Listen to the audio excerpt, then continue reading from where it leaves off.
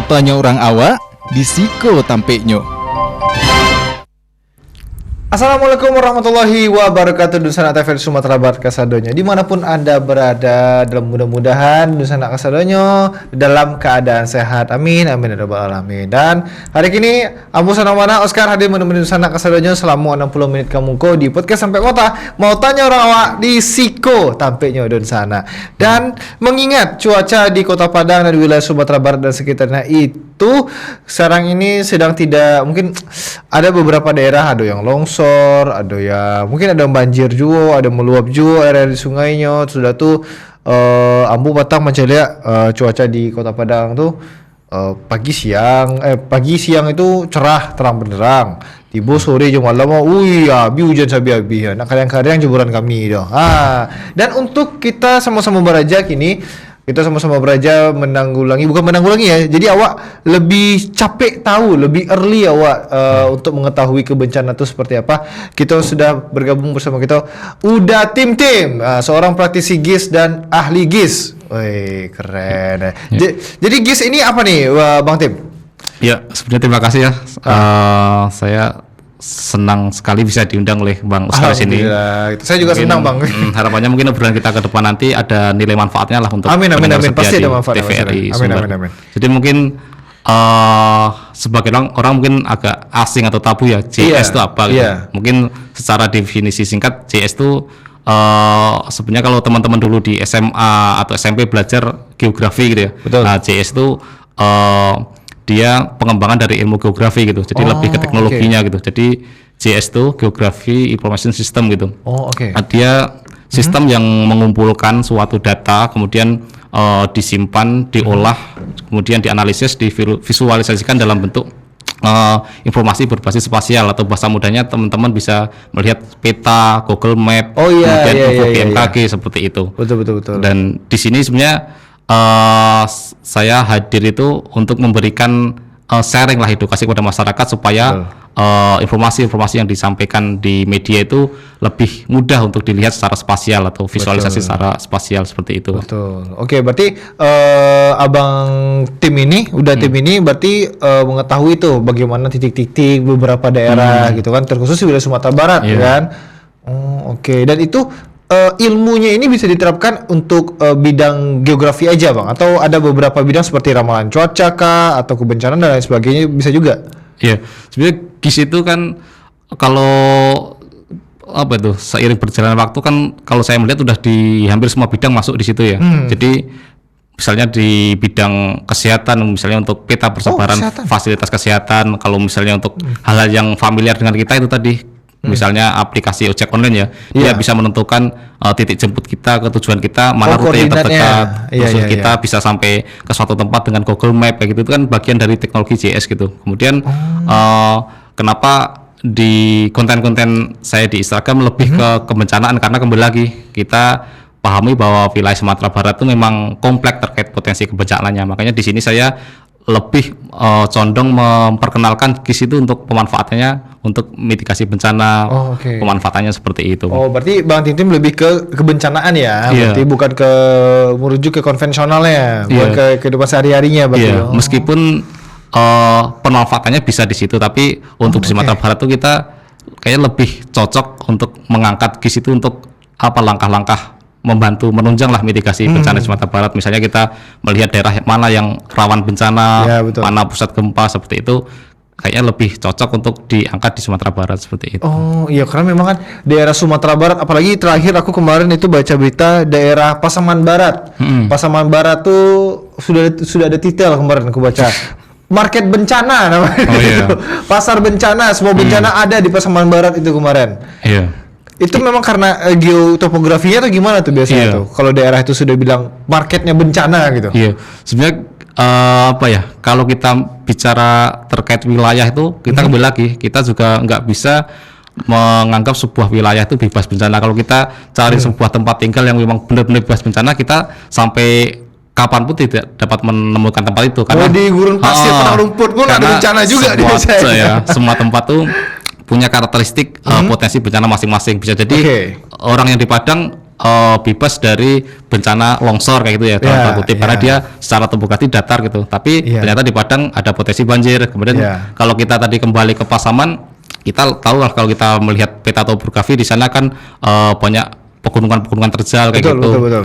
Kemudian dan kebetulan juga dilewati sesar Sumatera di sana. Di sana kalau segmennya ada sumpur Barumun Angkola. Jadi dia memang ada patahan di bawahnya. Jadi ketika misalnya terjadi hujan lebat di daerah Pasaman ya ada potensi longsor di situ. Apalagi nanti pas hujan lebat kemudian ada gempa gitu kan, jadi meningkatkan potensi longsor kayak gitu. Iya betul. Tapi kan bukan berarti ketika daerah itu terjadi ada potensi masalah atau potensi bencana terus kita itulah pindah ke daerah lain gitu. Itu kan secara filosofi itu kan kalau kita lari dari suatu tempat ke tempat lain karena suatu masalah bisa jadi nanti ketemu lagi masalah lain. Baru lagi itu bukan. Makanya yang sikap kita yang bijak ya ketika kita tinggal di suatu tempat kita harus pahami karakteristik wilayahnya apa. Kemudian kita baru tahu langkah-langkah mitigasi supaya kita survive di daerah itu apa seperti itu. Oh, berarti jadi kita saat itu tahu nih lebih awal yang saya bilang tadi ya. Tahu lebih awal apa yang harus dilakukan kalau misalkan ada bencana langkah-langkah preventif gitu lah. Betul, langkah-langkah preventifnya juga dan sebagainya. Tapi kalau mengingat ya beberapa waktu yang lalu ya kan Sumatera Barat kan tuh berduka juga kemarin ya.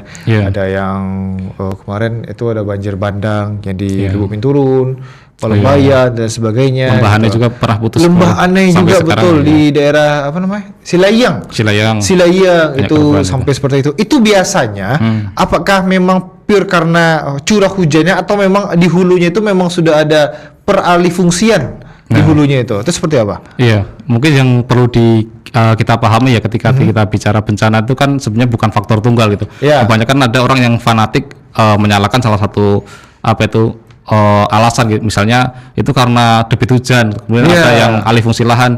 Jadi kebanyakan orang itu fanatik pada satu alasan, sedangkan betul, dalam ilmu atau risiko bencana itu ada namanya risiko bencana itu dipengaruhi ada 3 faktor gitu. Pertama itu namanya exposure atau keterpaparan, kedua itu vulnerability atau kerentanan, ketiga itu hajat atau potensi bahaya. Kalau kita terapkan di Sumatera Barat dari 3 faktor ini, pertama keterpaparan ya, exposure itu memang daerah-daerah yang tinggalnya itu di sepadan sungai, dia memang ada risiko lebih tinggi gitu dibanding daerah yang di luar sepadan. Kemudian kerentanan itu terkait itu tadi daerahnya itu topografinya seperti apa gitu. Kemudian potensi bahaya itu terkait curah hujan di saat itu gitu. Makanya ketika kemarin tuh kita kan nggak bisa pungkiri ketika ada siklon Senyar ya. Itu kan sebagai pemicu hujan lebat. Ketika hujan lebat terjadi di daerah yang lerengnya terjal, kemudian daerah permukimannya di sepadan sungai, pasti risiko banjirnya kan lebih tinggi atau longsor seperti itu. Dan kemarin kan memang kita tahu Lembahannya itu kan daerah yang pertemuan dari 3 hulu. Pertama Gunung Marapi, Gunung Tandike, Gunung Singgalang bertemu di satu titik gitu. Saya baru tahu. Titik mengalir menjadi satu di kawasan Lembahannya. Kemudian daerah situ kan lembahnya curam gitu. Iya, betul. Tanahnya labil seperti itu. Ketika daerah seperti itu terjadi hujan debit lebat kayak kemarin ya, makanya potensi longsornya lebih tinggi. Dan kemarin masalahnya kan yang jadi sorotan pengalih fungsinya aja bukan masalah. Padahal penebangan liar banyak sekali di situ. Komplek gitu. Padahal di situ kan komplek masalahnya, bukan salah satu faktor. Kemudian uniknya atau kemarin kompleksitasnya di Lembahan itu kalau kita tarik ke 2024 bulan Mei dulu kan sebenarnya udah terjadi longsor juga dulu, pernah putus juga dulu. Iya betul. Baru perbaikan baru selesai, ternyata 2025 akhir ya longsor lagi. Dan kemarin bisa dikatakan lebih parahnya kalau 2024 pas terjadi galudul longsor kita bisa dialihkan ke daerah Malalak ya. Jadi kita tetap aman gitu. Tapi kemarin tuh memang agak signifikan, jadi Malalak putus, arah ke mana tuh Lubuk Basung putus, kemudian Lembahannya putus, terus kita dialihkan lewat Sitenjolowe. Padahal kalau kita tahu Sitenjolowe itu juga daerah yang rawan longsor. Longsor juga. Makanya sekarang lagi ada rencana pembangunan flyover ya. Betul. Makanya pentingnya kita tahu karakteristik wilayah itu supaya kita tahu pengambilan keputusan pemerintah setempat itu harus seperti apa dalam mitigasinya gitu. Nah kalau ngomongin soal kepemerintahan kan itu agak lebih lebih jauh lagi. Iya. Kita deh sebagai masyarakatnya gitu Iya. kan. Dan kita kan juga perlu tahu nih keputusan-keputusan apalagi sedang mau membangun rumah di daerah Iya. mana gitu kan kayak gitu. Iya. Terus juga mau ke daerah liburan kemana gitu kan. Jadi kita Iya. harus tahu mitigasi-mitigasi seperti apa. Iya. Tapi kita tahan sebentar karena ada visual menarik nih dari Bang Tim. Oh, iya. Bang Tim bagaimana sih isi konten-kontennya tentang edukasi mengenai siap. kebencanaan Iya. ini. Nah, berikut visualisasinya untuk Anda di sana. Apakah desalinasi air laut di Pantai Padang itu proses mengolah air laut menjadi air tawar sebagai sumber air baku PDAM bisa menjadi solusi krisis air bersih di Kota Padang? Ingat, sampai saat ini tumpuan sumber air baku yang digunakan PDAM Kota Padang masih bergantung pada sungai yang ada di Kota Padang. Kita tahu sungai di Kota Padang rawan banjir dan sedimentasi yang berdampak pada kerentanan kerusakan intek atau pipa hisap yang dikelola oleh PDAM Kota Padang. Bagi pengambil suplai air baku yang diolah oleh PDAM Kota Padang dan didistribusikan ke masyarakat Kota Padang. Akibatnya, jika intek air baku rusak karena banjir atau sedimentasi, maka suplai dan distribusi air bersih di Kota Padang akan terganggu, menyebabkan krisis air bersih di Kota Padang akan terus berulang jika tidak ada langkah preventif terkait tata kelola air di Kota Padang.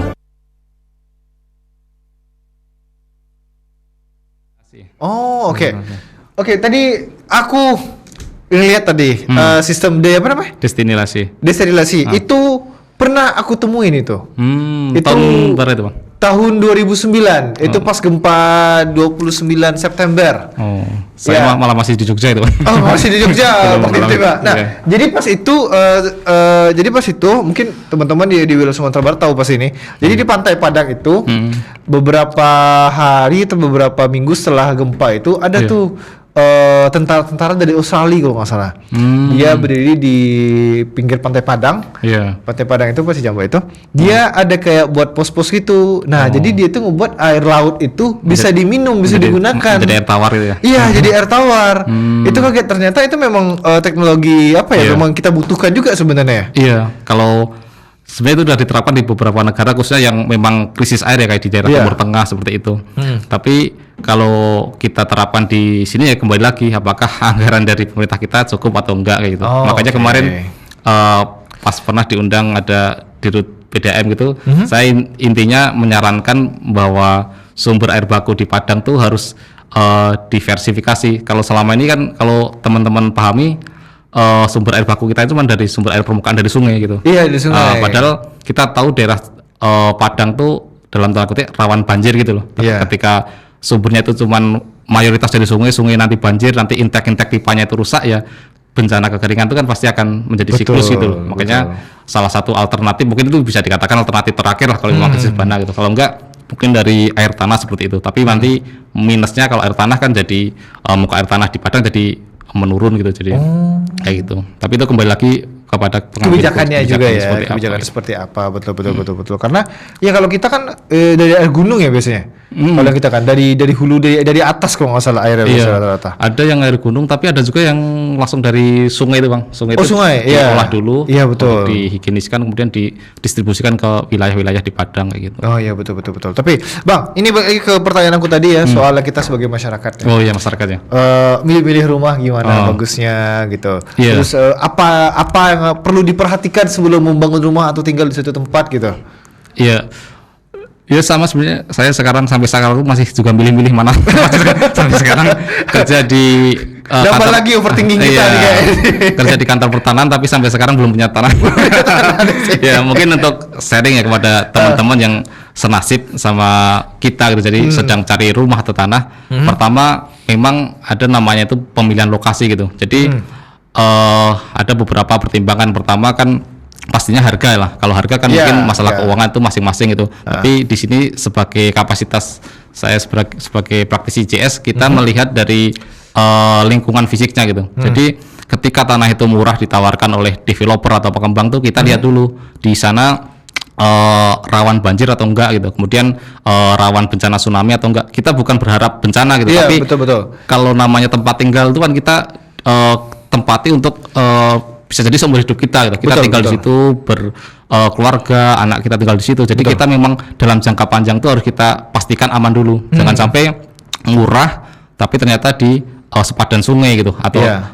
nggak bebas dari banjir, kemudian udah bebas dari banjir, bebas dari tsunami, daerah atas ternyata rawan longsor. Jadi kita Iya. memang kalau di dunia GIS itu kita mengoverlay beberapa potensi bencana gitu Bang. Jadi jangan sampai kita tinggal di daerah yang aman banjir, aman longsor, aman tsunami, tapi ternyata daerahnya rawan gempa darat gitu, misalnya di daerah Siano, segmen Siano. iya. Jadi kita perlunya mempelajari karakteristik wilayah itu, kita jadi tahu daerah-daerah mana yang aman dari bencana banjir, kayak kemudian bencana longsor, kemudian gempa kayak gitu. Jadi intinya aman dari potensi-potensi bencana seperti itu. Kita sebenarnya di di Sumatera Barat itu ada dashboard bencana gitu. Kalau teman-teman yang mungkin yang geografi atau geologi pernah buka, tapi yang teman-teman yang di luar jurusan itu mungkin agak awam ya, atau tabu Iya, ya. Sebenarnya pemerintah sudah menyediakan daerah-daerah mana yang rawan longsornya itu masuk zona apa gitu, merah, sedang atau hijau seperti itu. Jadi harapannya kita memilih lokasi yang memang aman dari potensi-potensi bencana seperti itu, Bang. Oke, berarti ini bukan bermaksud untuk menakut-nakuti atau apa ya, kita tahu dulu nih ini aman apa enggaknya gitu. Iya.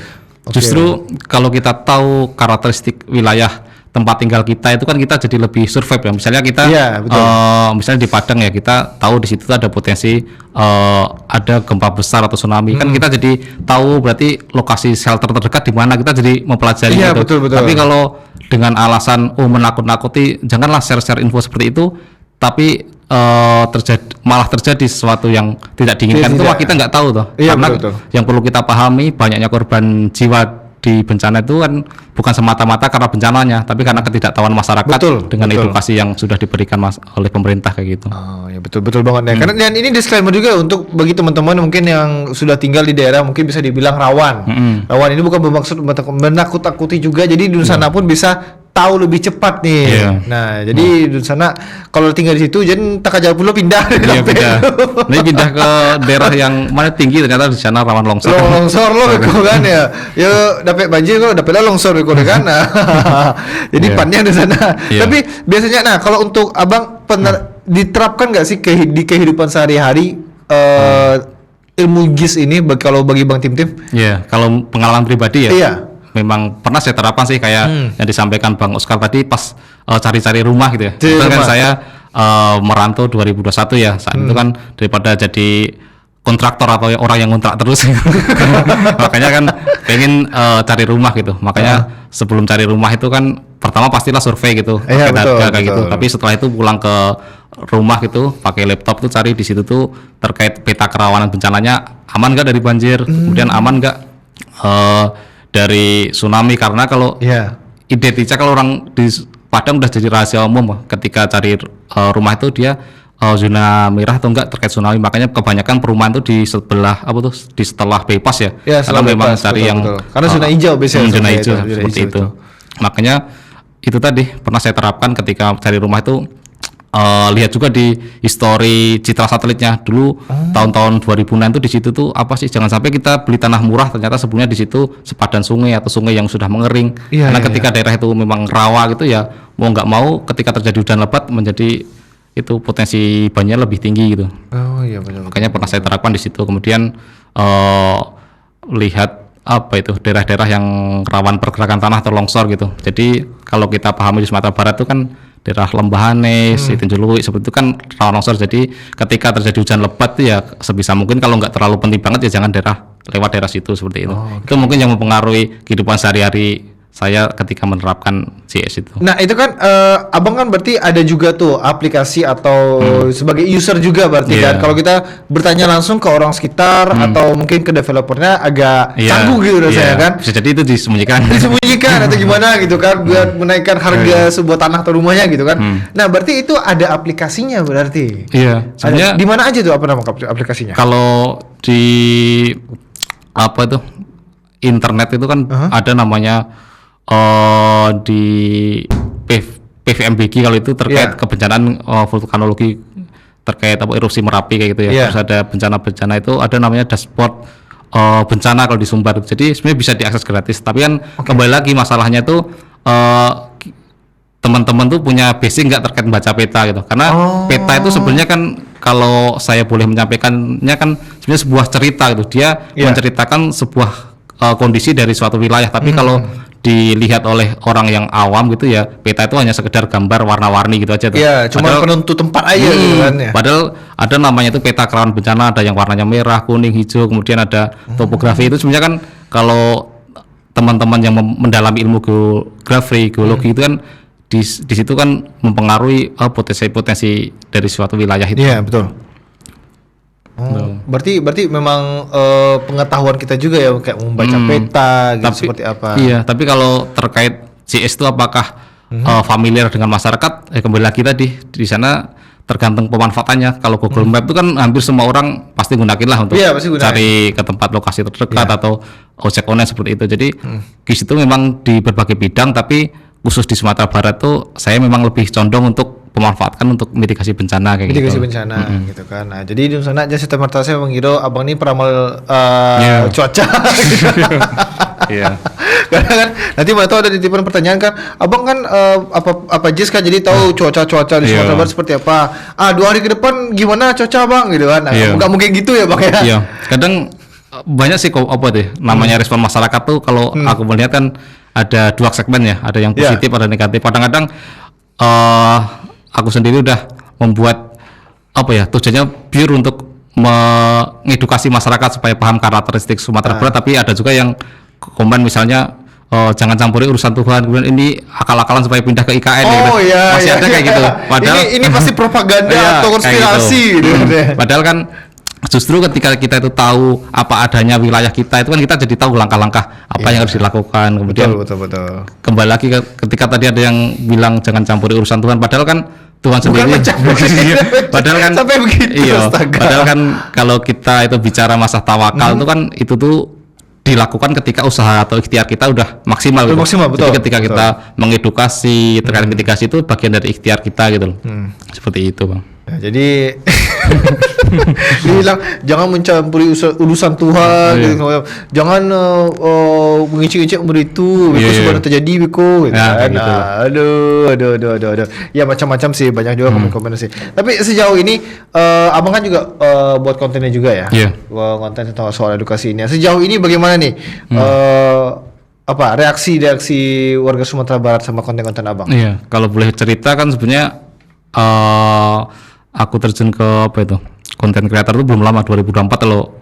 Berarti baru 2 tahunan. Awal-awal mungkin agak tabu lah.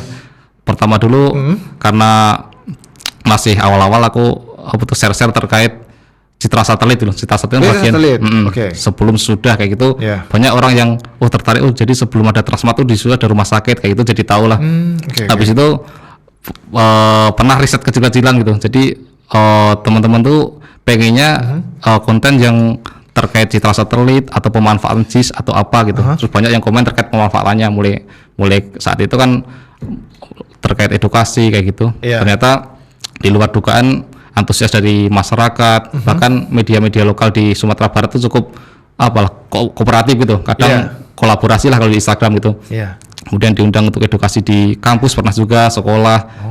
Menjadi narasumber kemarin seminar yang terkait bencana hidrometeorologi seperti itu. Jadi saat itu berarti memang sebenarnya masyarakat di Sumbar itu memang butuh edukasi yang secara spasial gitu. Tapi mungkin selama ini kan nggak banyak orang yang mengangkat kayak gitu loh. Makanya ketika aku tahu, antusiasnya tinggi ya. Akhirnya ya udahlah buat konten-konten kayak gitu terus gitu. Iyalah, jangan nanti kayak sampai kayak sinkhole kayak kemarin. Tadi gila fenomena apa nanti kan. Ini air itulah pokoknya.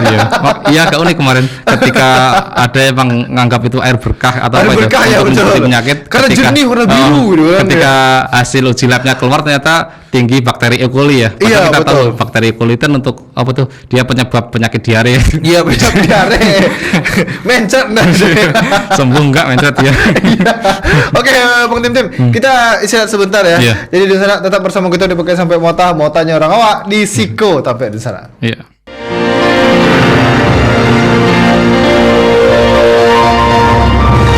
Mau tanya orang awak di Siko tampeknya. Kembali lagi di sana bersama kita di podcast sampai mau tanya orang awak di Siko tampaknya di sana. Dan di sana pun bisa menonton kita di seluruh media sosial TVRI Sumatera Barat. Itu ada di @tvri Sumbar dan kita sedang live di YouTube. Jadi di sana dia menitip pertanyaan melalui live chat, bisa tuh langsung komen-komen atau chat di situ di sana. Jadi Beko awak sampaikan, awak bahas Beko di podcast kita. Jadi Oke, Bang Tim. Ya. Bang Tim ini kan jadi berarti memang dari awal pada saat kuliah pun memang sudah ahli di bidang geologi, geografi ya? Iya, 2012 dulu. 2012 sudah. Sampai sekarang ya? Sampai sekarang. Dan sekarang pun jadi seorang konten kreator. Ya, alhamdulillah. Alhamdulillah. Tapi sejauh ini Abang mengenai soal geografi, ada nggak sih ilmu-ilmu terbarunya, ilmu atau teknologi-teknologi modernnya soal geografi gitu? Kayak kita misalkan jadi lebih tahu, ini hujannya seperti ini, cuacanya bakal seperti ini, atau mungkin gempanya kita lebih tahu gitu. Apakah ada sistem atau teknologi terbarunya gitu? Ada nggak sih Bang?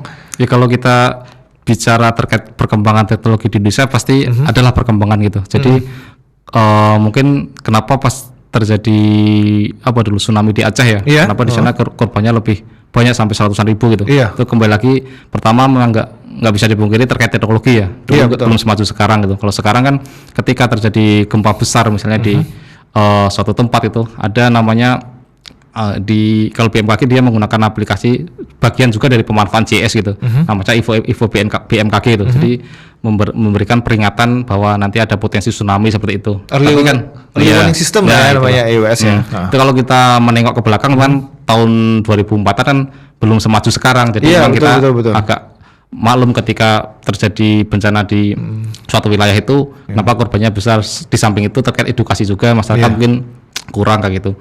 Tapi kemajuan teknologi justru GIS itu linear dengan kemajuan terkait penanggulangan bencana. Karena ibaratnya di mitigasi bencana BPBD atau BMKG itu GIS itu ibaratnya kayak tulang punggung informasinya lah.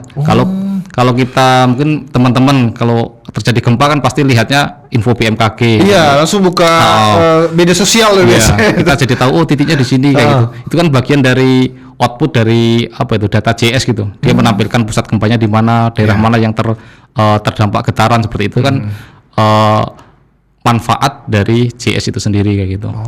Geografi informasi sistem gitu.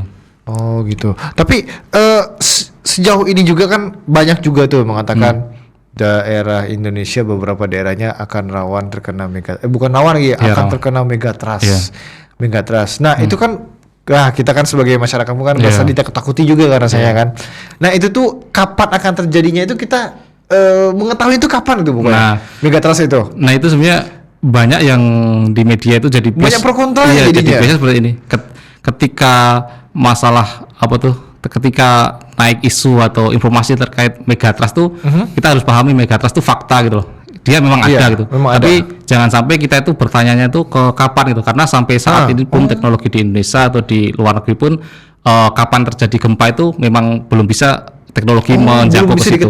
Yang bisa diketahui itu potensi bahwa suatu wilayah itu ada potensi gempa dengan maksimal berapa magnitudo itu bisa potensinya gitu ya. Tapi kalau kita bicara kapannya, kita memang belum ada teknologi sampai sejauh itu. Tapi kan itu poin satunya. Jadi biar masyarakat tuh nggak dalam tanda kutip sesat pikir ya ketika bicara ada megatrust berarti kapan kayak seakan-akan menuntut untuk menjawab. Padahal betul. Kalau kita bicara filosofi hidup, kematian itu sebuah keniscayaan, tapi kan kita memang dirahasiakan kapan tuh kematian. Itu kan fungsinya kita memang mengusahakan ikhtiar kita supaya lebih hati-hati seperti itu.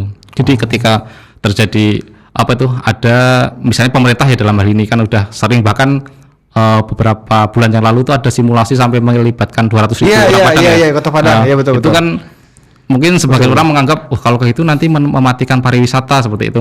Jadi menakut-nakuti, padahal kalau dari saya pribadi yang punya basic planologi atau perencanaan wilayah kota itu sebenarnya mitigasi bencana dengan wisata itu bisa dikolaborasikan gitu. Jadi bisa menjadi sebuah tata ruang berbasis mitigasi risiko. Jadi justru investor itu akan menganggap kalau pemerintah itu sudah aware atau dia itu sudah mempersiapkan mitigasinya, kan berarti investasi di situ lebih aman itu daripada pemerintah yang dalam tanda kutip diam-diam dengan potensi ancaman bencana untuk biar investor tuh nggak tahu lah dalam tanda kutip. Tapi Iya. ketika terjadi bencana berarti kan pemerintah belum siap gitu. Betul. Justru itu lebih bahaya kalau dari sudut pandang saya daripada yang pemerintah sudah memberitahu bahwa di situ ada potensi, itu masyarakatnya jadi lebih siap gitulah.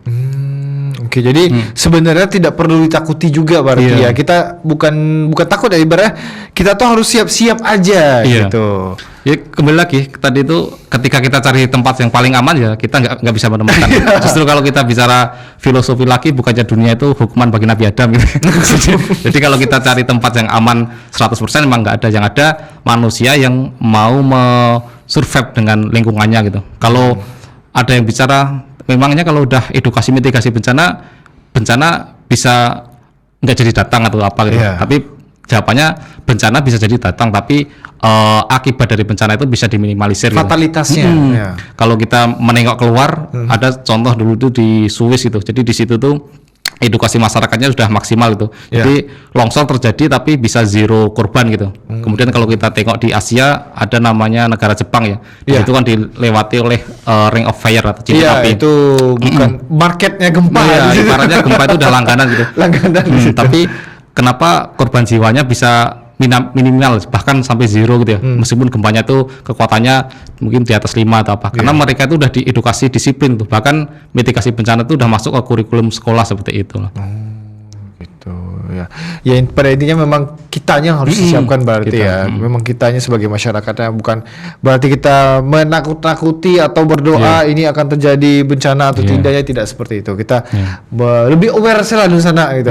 Lebih aware sih gitu. Nah, terus kita balik ke sinkhole tadi. Sinkhole ya. Sinkhole ini karena menarik kan. Karena banyak sekali polemiknya dari sinkhole ini. Oh, iya. Dari itu air yang bisa tembus ke Mekah katanya. Iya.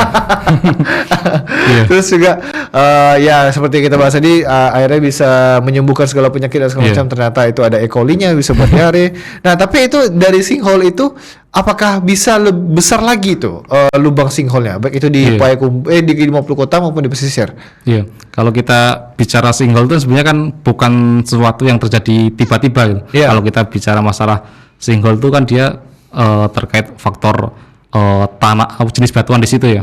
Kalau kita bicara secara teoritis gitu, sebenarnya sinkhole itu bisa terjadi di daerah yang batuan kapur. Kalau di Indonesia di Gunung Kidul, khususnya saya tinggal di Gunung Kidul. Gunung Kidul, Jogja. Jogja.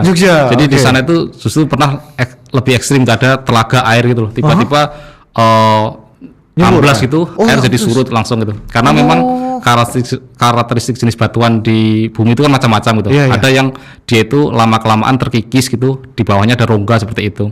Kayak kemarin di 50 kota itu kan dia jenisnya tufa batu apung gitu. Jadi jenis batuan yang berasal dari erupsi Merapi yang udah berpuluh-puluh ribu atau jutaan tahun yang lalu gitu. Dia di dalam itu kemudian lama-kelamaan terkikis seperti itu oleh air, akhirnya kan berongga, lama-lama kan amblas seperti Amblas itu. ya, betul. Dan itu tuh sebenarnya bukan sekedar peristiwa alam yang terjadi tunggal di wilayah itu, justru ketika kita tahu berarti jenis batuan kemudian karakteristik wilayah yang sama seperti itu, bisa jadi juga bisa ada potensi di daerah lain gitu. Dan oke. masalahnya kan kemarin tuh agak agak menarik atau jadi surutannya kan, sebagian orang menganggapnya itu ada air keramat, kemudian Iya. bisa Air pembawa berkah gitu seperti kan, itu. iya. Dan agak unik, saya sebagai konten kreator mengangkat itu, justru pas saat mengangkat itu langsung bisa dikatakan viral lah, sampai berapa, Iya. 1,8 juta viewer gitu. Ketika saya malam-malam pas melihat berita viral itu, kemudian buat video edukasi bahwa sinkhole itu terbentuk karena ini loh, bukan semata-mata terjadi karena sesuatu yang keramat kayak gitu. Iya. Jadi sebagian orang jadi lebih paham, lebih aware, jadi enggak jadi sesat pikir seperti itulah. Oh, oke. Tapi kan Bang Tim kan sebagai praktisi JIS juga, konten kreator juga yang memberikan edukasi soal geologi ini. Sempat juga nggak ke TKP juga, terus dengar dari warga-warga sekitar, terus Bang Tim merasa kayak, aduh pengen banget saya luruskan bapak ini gitu kan. Pernah nggak ngerasa kayak gitu juga? Kalau kebetulan kalau ke TKP belum ada kesempatan ya, Oh, tapi belum ada kan kesempatan. ada beberapa pengikut saya, alhamdulillah kan cukup lumayan banyak lah gitu. Iya. Dan ada yang DM seperti itu, jadi mendukung, mengapresiasi, akhirnya adalah yang mengangkat secara ilmiah alasannya gitu. Karena kebanyakan kan kemarin pas awal-awal kan banyak yang apalagi yang Yang podcast supernatural ya. warga Facebook lah ibaratnya. Iya betul. Memanfaatkan apa tuh hal-hal fenomena yang dalam tanda kutip masih asing tuh untuk mencari viewer atau apa gitu. Jadi ini bisa mengobati penyakit, ini tembus ke air zam-zam seperti itu. Akhirnya ketika saya membuat konten edukasi dan saat itu juga dihubungi beberapa wartawan untuk dipublish di koran, media online kayak gitu. Akhirnya yang berita-berita viral terkait air keramat itu bisa ditekan lah lama-kelamaan sampai saat ini. Gitu. Alhamdulillahnya. Ya, dan itu pun masyarakatnya alhamdulillah juga di warga sekitar sana juga secara tidak langsung teredukasi juga ya. Iya, kan kasihan juga kemarin pengen sembuh dari penyakit ternyata malah tambah penyakit. Karena hasil akhirnya kan tinggi apa itu bakteri E. coli. Iya, yang mana tahu kan kolesterolnya mudah-mudahan turun, mana di situ. Oke Bang Tim, kita istirahat sebentar ya. Jadi di sana tetap bersama kita udah buka sampai mau tanya orang awak di Siko tapi di sana.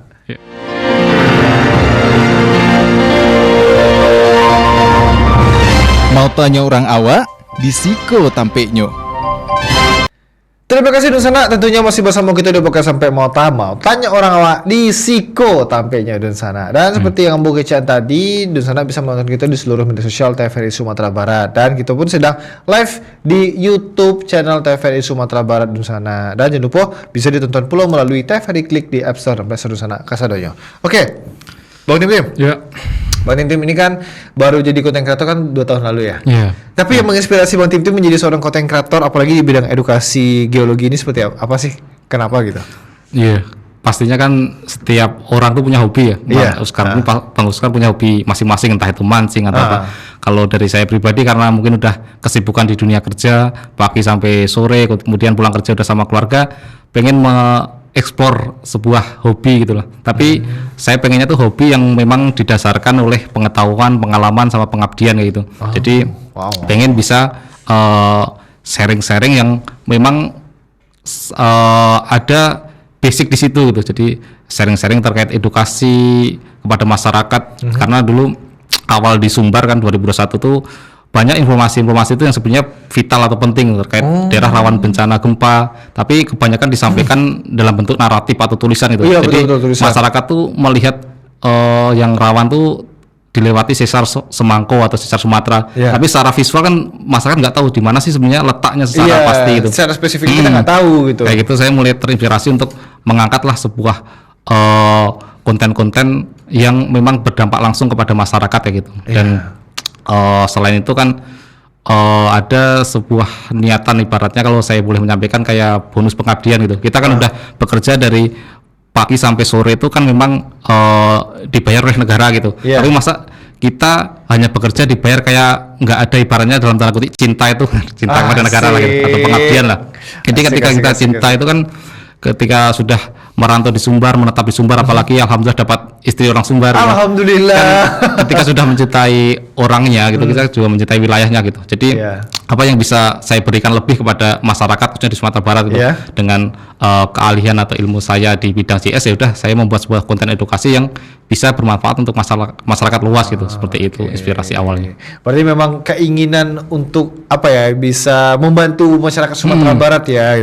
Karena seperti yang Abang bilang tadi, kalau yang dulu itu pemberitahuan gempa apa segala macam itu naratif aja. Tulisan itu. Iya, tulisan aja. Saya hanya baca magnitudonya berapa, ada saya tutup lagi. Jujur kalian pasti gitu juga. Terus saya ini gempanya daerah mana? Udah tahu daerah sini. Terus berapa skala Richter? Udah sini. Potensi tsunami apa tidak? Enggak. Sudah habis. Terus langsung tutup. Berarti aman berarti gitu aja. Kalau Bang Tim dikemas secara ada video, ada visualisasinya berarti ya. Oh, oke. Dan itu pun dengan keilmuan GIS Abang juga dan ilmu geologi lainnya.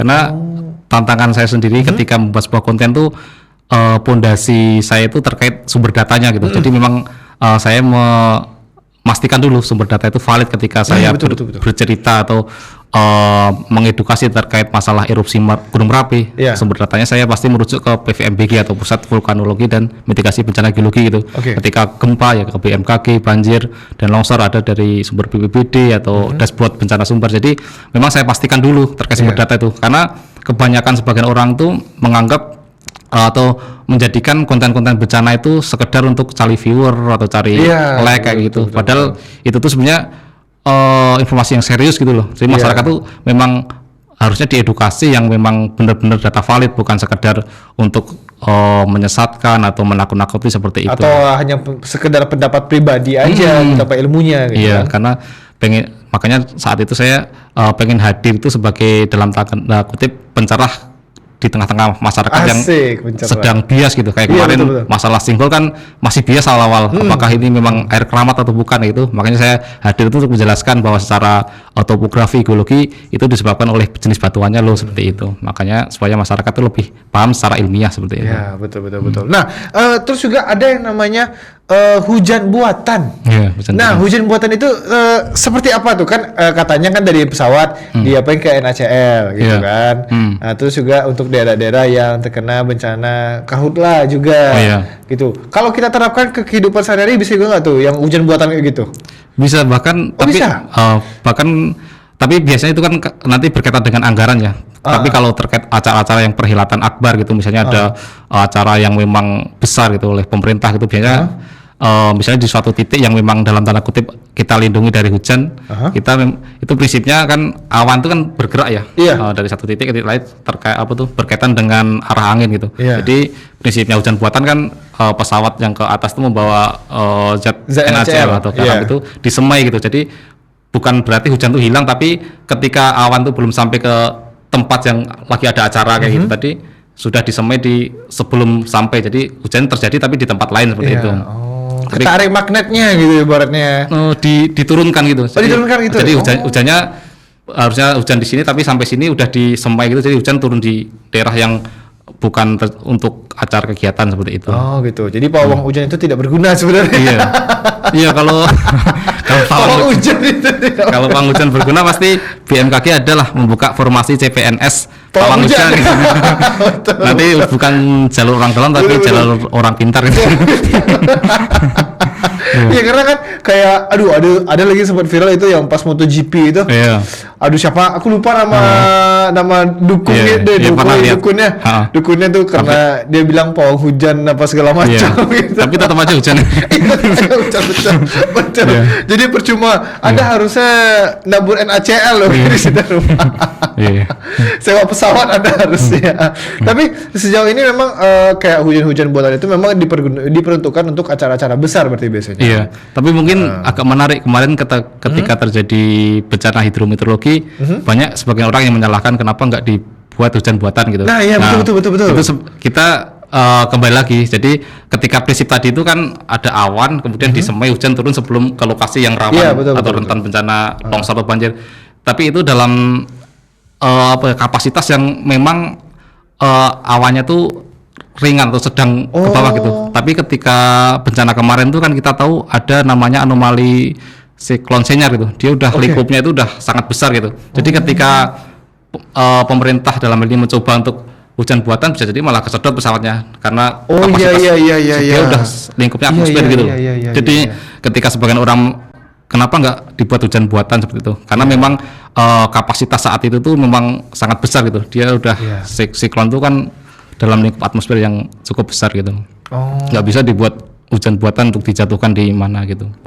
Tapi kalau sekedar misalnya sekarang ada awan yang masih mendung ya, sekarang nanti misalnya arahnya ke Padang Pariaman diturunkan di sini itu ya masih bisa. Kalau kemarin kan memang debit hujannya ibaratnya Memang hujan untuk satu mengguyur bulan banget gitu. diguyur dalam satu hari ya gitu. Oke. Oh berarti hujan buatan ini tuh sebenarnya Iya, bukan hujan yang langsung deras banget enggak berarti ya? Dia menurunkan sedikit demi sedikit seperti itu. Sedikit ya. Oh, jadi orang berpikir kan, mana turunkan saya hujan nabi-nabi di sini. Maaf boy, bukan nabi boy. Karena kan, ya mungkin karena pemikiran mereka masih awam, Nah, jadi di sana kan tahu kan hujan buatan tuh sekitik aja dua aja Memang namanya. iya, dia dibatasi oleh kapasitas gitu loh. Betul. Nggak semua ancaman bencana hujan yang lebat itu bisa langsung di-cut oleh hujan buatan, nggak bisa seperti itu. Ya betul.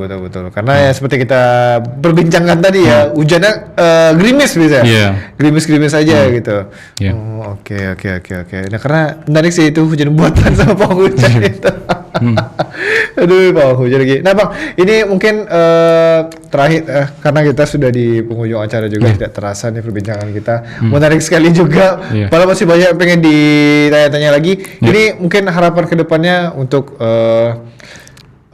konten abang tim-tim juga, terus juga untuk masyarakat Sumatera Barat mungkin yang masih ragu atau gimana gitu, itu seperti apa sih harapannya? Iya, kalau harapan saya dalam hal ini masyarakat Sumatera Barat ya, khususnya generasi muda itu, mari kita lebih memahami karakteristik wilayah kita. Kita jangan antipati terkait ada informasi potensi bencana di wilayah kita. Justru ketika kita paham terkait potensi bencana di wilayah kita jadi tahu langkah-langkah pencegahan atau preventif untuk mitigasi bencana gitu. Iya. Kemudian Betul. saya hadir di sini itu bukan untuk menakut-nakuti. Konten-konten saya itu justru Tidak mendoakan juga ya, gitu. Siapa juga mau bencana. Iya, justru saya itu membuat konten-konten edukasi itu untuk meluruskan atau memberikan pencerahan terhadap masyarakat supaya tidak tersesat atau jatuh ke berita-berita yang hoak gitu. Jadi saya mencoba menjelaskan secara ilmiah di tengah-tengah masyarakat seperti itu. Oke, ya udah harapan juga mungkin kita sama-sama teredukasi lagi ya. Ya, jadi yang menyangkut pautkan dengan hal-hal supranatural tuh tolonglah janganlah gitu. Musyrik kalian di namanya tuh.